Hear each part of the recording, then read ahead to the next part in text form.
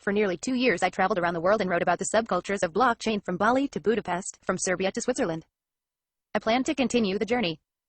I imagined I'd be traveling to far-flung places this summer, reporting on global blockchain projects for CoinDesk. Then came COVID-19. Since the word travel is now a glum anachronism, maybe our grandkids will be able to experience this thing they call travel like everyone else. I'm holed up in an apartment, staring at screens. But I was curious. How is the global crypto community, or at least the community that I know, handling the pandemic?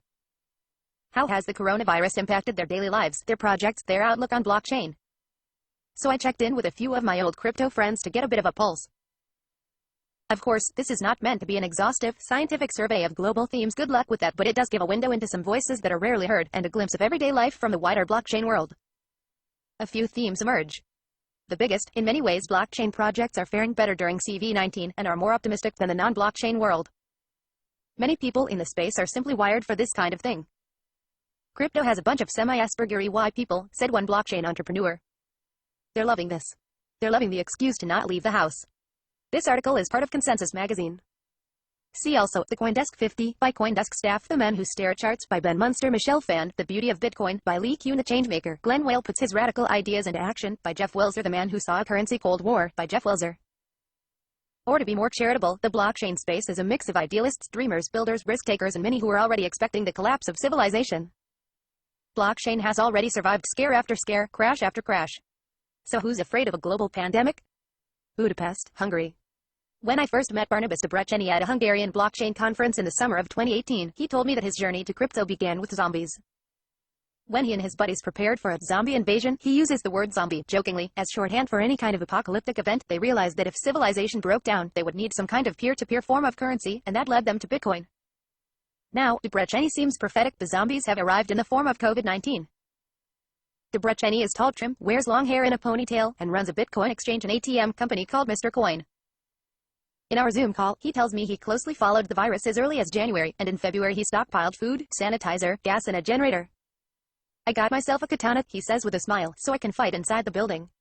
In February, people said he was crazy. In March, they begged him for sugar and flour.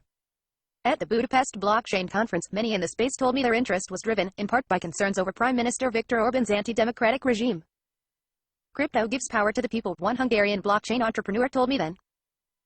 Orban said that he wants to lead Hungary towards an illiberal democracy. That includes non-transparent management of funds, or funds that are not being used properly. Bitcoin has the potential to bring some transparency to this. Crypto has a bunch of semi-Aspergery people, said one blockchain entrepreneur. They're loving this. They're loving the excuse to not leave the house. COVID-19 seems to have heightened those concerns, as Orban has leveraged the emergency to assume quasi-dictator power. There's no parliament, no voting, it's the rule of the dictator, says Debreceni. As for the day-to-day impact, happily, it's less dystopian sci-fi than you might imagine. Debreceni explains that the Hungarian army and police are on the streets, but they're friendly, and you can still go to the grocery store and still walk your dog. They even find some humor in the lockdown. Debreceni's crypto buddies were amused by an official video from Orban's dictator government, which attempted to show that they're in control. It looks like a scene from a shitty action movie, says Debreceni. He's not wrong. The video is only 54 seconds and worth a click. The blockchain community in Hungary takes the lockdown seriously, explains Debreceni, and still conducts their meetups over Zoom with drinks at what they call the Zoom pub. In fact, he's running late for a Zoom pub right now. It's 6 p.m. Budapest time, and he's happily drinking a Hungarian cherry beer that was brewed in a wine casket. The pandemic's impact on the business? The lockdown has forced Mr. Coin's Bitcoin ATMs out of commission, but that drop has been more than offset, says Debreceni, by an uptick from people buying crypto on the online exchange. He was surprised by a new pattern in the buying and selling. Typically when the price of Bitcoin plunges, he sees institutional investors swoop in to BTFD. But soon after the price drop on March 12, when Bitcoin fell to $3,867, he saw an influx from mom-and-pop investors. That's never happened before, says Debreceni. His theory, they're buying cryptocurrencies less as a speculative asset and more for its utility. Now we're back to the original value proposition of Bitcoin, reasons Debreceni. A free and fair and transparency, decentralized form of money that people can accumulate to hedge against political and economic risk. Barnabas Debreceni. Debreceni acknowledges these are just anecdotal observations from what he has seen in Budapest, but suspects people are now turning to crypto in their time of need. As the days and weeks pass, we will get into a more serious economic downturn, with probable bank closures, capital controls, and withdrawal limits on ATMs. So they try to run out ahead and cash out into crypto, he says. They can store it for free, transfer it for free, and have full control over it. Maybe they can even use it to stop the zombies. Anywhere, the one-time king of the crypto castle. You might remember Jeremy Gardner as the face of the crypto castle, infamously profiled by the New York Times in January 2018 at the frothy peak of Bitcoin price speculation in a piece called "Everyone is Getting Hilariously Rich and You're Not." Last year I caught up with Gardner, a co-founder of Prediction Market Augur, an aspiring crypto reality when he launched his second crypto castle in Miami. So how is this one-time poster boy of cryptomania handling the pandemic? The short version, he's winning and the rest of us are losing. If I'm going to have to social distance, I sure as hell don't want to do this in the house for the next 2 months, Gardner tells me over the phone from somewhere in the desert. Gardner rented an RV and is driving across the country on an extended, leisurely, socially distanced tour. Along with his friend, a fashion model, of course, Gardner has romped through empty sand dunes, stayed in national parks, and deserted landmarks like the Alamo. We've been going to all the world's largest things, he says. The world's largest petrified tree, the world's largest pecan, the world's largest rocking chair, the world's largest cowboy boots. Jeremy Gardner and Nia Alegria. Like most entrepreneurs I spoke with, Gardner is even more bullish on blockchain during the pandemic. Honestly, it's never been more relevant in the wake of COVID-19, he says from his RV, now parked on the side of the road. Blockchain never shuts down. He elaborates that it cuts out the middleman, such as the banking systems and governments. As more and more systems teeter on the brink of collapse, this logic goes, blockchain will emerge as a sturdier alternative. There are so many central points of failure in so many businesses, says Gardner. This industry is going to come out stronger than it was before coronavirus. Unlike Liberland's president Jed Leclerc, Gardner doesn't see any tension between libertarianism and quasi-forced social distancing. The most important piece of libertarianism is respecting others' autonomy, he says. The most anti-libertarian thing you can do is to potentially violate someone else's health. You have to respect people's right to life. This industry is going to come out stronger than it was before coronavirus. Soon Gardner will reach LA where, in addition to running a blockchain venture capital fund, Awesome Ventures, which is now backing a coronavirus prediction market, he's soon launching a men's skincare brand, presumably not on the blockchain. This trip is a chance to clear his head, recharge, reboot. His takeaway from this sojourn through the American heartland: appreciate the quiet and stillness of life. Even if you're in a big city, you can actually find moments of silence, he says. If we can somehow move back to more of that slower, quieter mode of existence, humanity would be so much better off. Valencia, Venezuela. It started here early. On March 7th, in the city of Valencia, which is about a 2-hour drive from Caracas, Ernesto Contreras went to a pizza joint for dinner and beers with his friends. At 10 p.m. the police showed up and immediately the restaurant closed its doors to new customers. This was the last time Contreras went out to dinner. The Venezuelan government shut the country down. The government was very swift, says Contreras, who heads a team at Dash that promotes the merchant adoption of cryptocurrency. Venezuelans understand that the country has infrastructure problems, and they immediately quarantined the country. He explains that almost everything was shut down right away, that you are required to wear masks before entering a supermarket, and that the lockdown is friendly, but enforced. There are two Venezuelas, explains Contreras, the world of those who are better off, and then the world of those living in the slums. In the first world, as he sees it, the really rich people are staying at their big houses and having a barbecue. They're doing just fine. They're social distancing like champs. Contreras says that in the second world, the slums, many don't have the luxury of social distancing as they continue to work in crowded street markets, but even they are wearing masks. People are begging in the streets, looking for food in the garbage, but strangely enough, they're wearing masks to cover themselves, he says. Ernesto Contreras. Much has changed since I spoke with Contreras in 2018. Venezuela changes very rapidly, he says. When you come back to Venezuela after a year, you will see a totally different country than the one you saw last time. In 2018 and 2019, the country faced hyperinflation to the tune of 1,000,000% per year. The price of milk would double or triple every week. This is why the Dash team made an aggressive play for local merchant adoption. It says it eventually signed 800 merchants, as here cryptocurrencies could truly matter. In Venezuela, crypto wasn't just a principled statement against centralized banking. In Venezuela, crypto wasn't just a novelty or an experiment. Cryptocurrencies were a way, sometimes the only way, for an ordinary person to buy bread. I covered it here. The situation has somewhat improved. The Venezuelan government now permits US dollars and they're widely accepted. Yet payment is still difficult, says Contreras. Physical notes of cash are scarce. Bolivars are still nearly worthless. Contreras explains the largest Bolivar note is 50,000, and last week, as of April 24th, one soft drink could cost 140,000. Imagine if you needed 3 $100 bills to pay for one drink. Even if you can pay for a lunch with a $20 US bill, often the merchant won't have change, so you're forced to round up or buy things you don't really want. The solution is there. The technology is there. And people are starting to use it. Then there's the lack of online infrastructure. Think about how so many U.S. citizens, especially in larger cities, handle the day-to-day inconveniences of COVID-19. They order things on Amazon. They order dinner from Uber Eats. There's no Amazon in Venezuela. There's no Uber Eats in Venezuela. So Contreras says cryptocurrency is helping to fill the gap, as local businesses are using WhatsApp to organize local deliveries.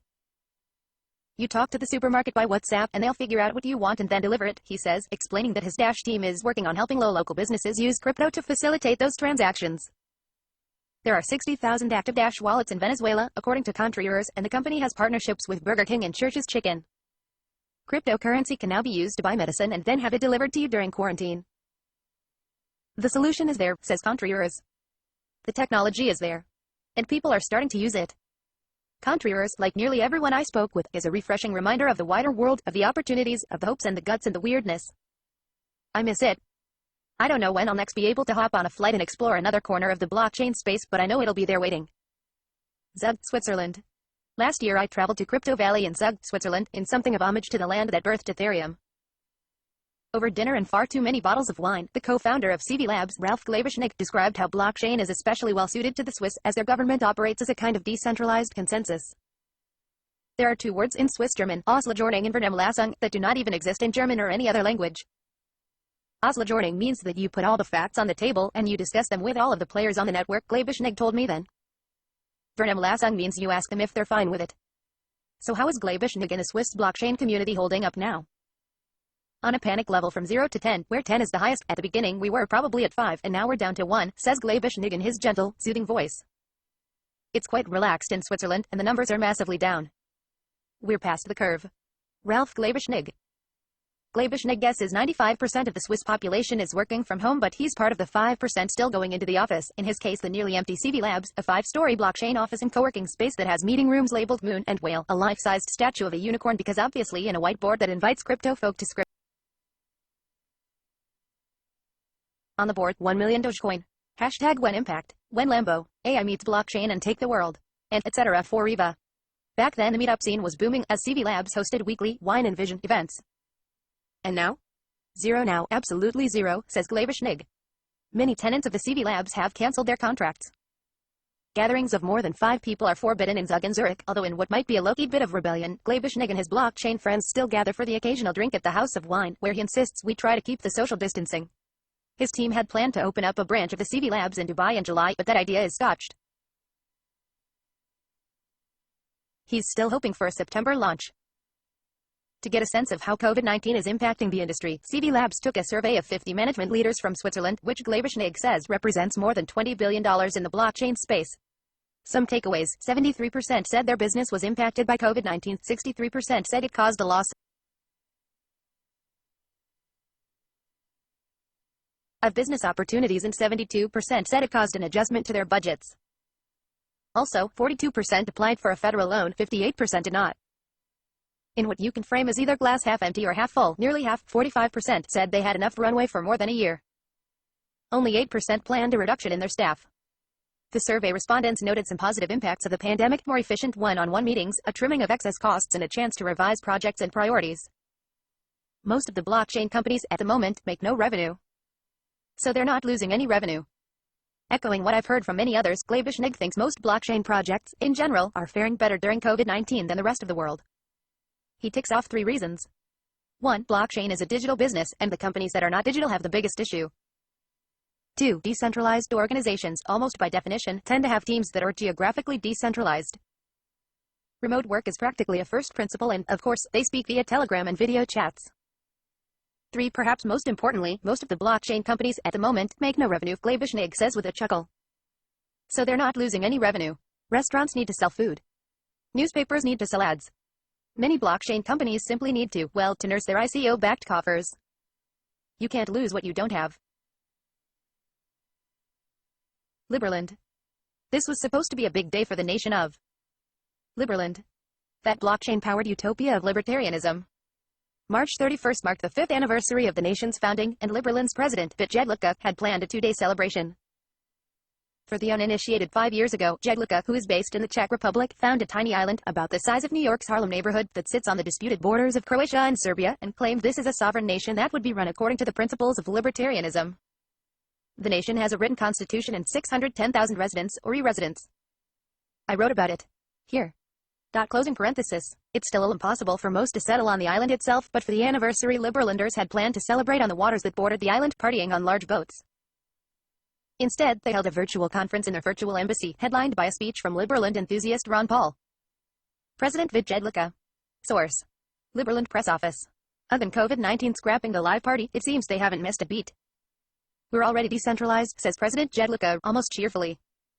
Coronavirus only adds to our efficiency. Jedlicka has a short cropped beard and red t-shirt, and he smiles through the private video conferencing app. Liberland doesn't use Zoom for privacy concerns. An example of this newfound efficiency: normally he would fly from Prague to London to meet with the Ghostbusters blockchain team. But once they had to scrap the trip, they realized it wasn't necessary in the first place. Now I do the similar amount of work in 2 or 3 hours online, says Jedlicka. I was curious, even fascinated, by how Liberland would respond to a crisis like COVID-19. Their core principle is that the government should do as little as possible, and potentially not even exist. Most people across the political spectrum, however, agree that crises are precisely the times when governments are needed the most. Governments have the power, in theory, to prevent foreclosures, to backstop loans, to send people emergency checks. Governments can enforce social distancing, flatten the curve, save lives. Yet government intrusion is anathema to libertarians, so how does Jedlicka square this? Is forced social distancing ethical? Right or wrong? I ask him this question. There's a long pause. My assumption is that you will see much more death caused by the government rather by a virus, which is crazy. Let me just answer from a completely different angle, says the president. He then describes, instead, the hypothetical world where we had much more freedom for the past 20 years, or what he calls an anarcho-capitalist society. In this world, says Jedlicka, everyone would be driving their Teslas, which would be completely filtered and ventilated, everyone would have modern respirators they could use for jogging, and the community would be super fast. In the system that we have right now, Jedlicka argues, we're fighting over the supplies from China. What kind of help does the government provide to people? Zero, says Jedlicka, with a touch of scorn. It just gives them a hard time, gives them bureaucracy, and makes the people poorer. He cites the failure of many governments to provide adequate amounts of respirators. This does not mean Liberland is putting its collective head in the sand, embracing an attitude of let people fend for themselves. It has done the opposite. Jedlicka says that unlike the clunky governments, a Liberlander through the Czech company Vent managed to quickly send 600 protective shields to Croatian civil protection, as well as deliver N95 respirators to hospitals in the United States, and are working to get medical aid to Serbia and Haiti. And not these toy-like ventilators, but actual professional ventilators that can actually be used in the hospitals. Jedlicka, like many in the U.S., is frustrated with what he sees as overreaching government action that chokes the economy. My assumption is that you will see much more death caused by the government rather by a virus, which is crazy, says Jedlicka. I believe this is actually a great example that even in the places where people are strong believers in the necessity of government intrusion, this particular event proves them wrong. Bali, Indonesia. My first plunge into the crypto community came in Bali, which, back in January 2018, had a frisky blockchain ecosystem. In Ubud, which is the spiritual and tourist center of Bali, you could stumble into crypto traders, crypto startups, and crypto meetups galore. It seemed that crypto was everywhere. Just before it opened for business, I visited the snazzy Blockchain Zoo, a high-end consultancy and co-working space, meeting with owner Roberto Capodici. The Blockchain Zoo still exists, but Capodici tells me that the meetup scene has all but vanished, and that happened long before COVID-19. The Indonesian government, enforcing a law meant to protect the local rupiah, cracked down on businesses that accepted cryptocurrencies. 2 years ago I could pay for breakfast with Bitcoin, says Capodici. Now you can only use rupiah. That killed a lot of initiatives. The price of Bitcoin slumping to $3,000 in 2019, of course, also killed a lot of initiatives. Blockchain Zoo. Source: Jeff Wilzer. Capodici, who has all crypto cred, he says he received a test copy of the original Bitcoin Node software program, and who taught crypto courses at the University of Singapore, is a large man who wears a light beard and a Donkey Kong t-shirt. In the Zoom video he suddenly blanches, then swats his hand at something. A mosquito just decided to die in my mouth, he says, laughing.